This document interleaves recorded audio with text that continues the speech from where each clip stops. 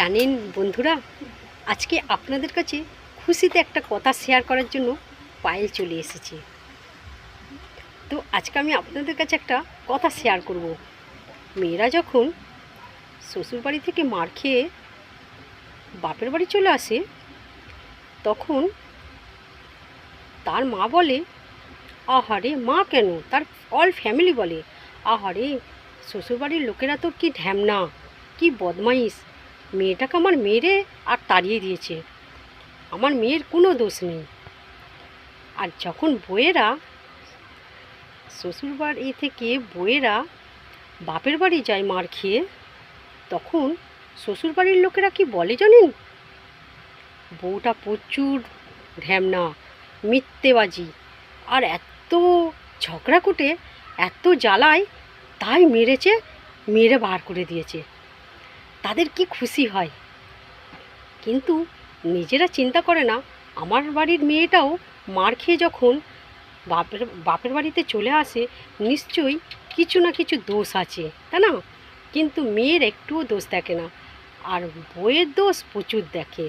কিন্তু নিজের মেয়েটা, পরের মেয়েটা তফাৎ নাই।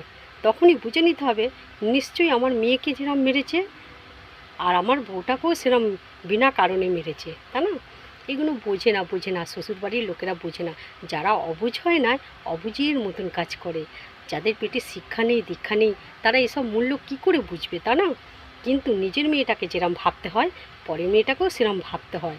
সেসব নিয়ে মনে অহংকার, টেম্পার রাখলে হয় না। সবসময় পরের মেয়ের দোষ দেওয়া যায় না। যখন পরের মেয়ের দোষ, তাহলে নিজের মেয়েটাকেও চিন্তা করতে হবে, নিজের মেয়েরও দোষ আছে, তাই না? তা আমার কথাটা যদি ভুল হয়, নিশ্চয়ই আপনারা বলবেন আমি কি ভুল কথা বললাম। তো জানেন, আমি যখন ভিডিও করি, তখন মানুষে প্রথম মানুষে হাসাহাসি করে, হ্যাঁ। তো এখন যখন আমি ভাইরাল হচ্ছি, আমার ভিডিও চারিদিকে গেছে, সবাই আমার ভিডিও দেখে, তখন আমাকে কি বলে জানেন?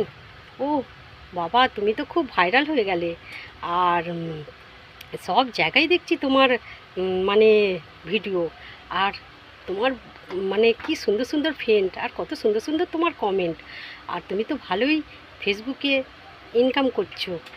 আর যাই হোক, আমাকে একটা পেজ খুলে দেবে, আমিও একটা করে ভিডিও আর একটা করে পোস্ট ছাড়বো। আমি তখন বললাম যে নিশ্চয়ই খুলে দেবো, কেন খুলে দেবো না।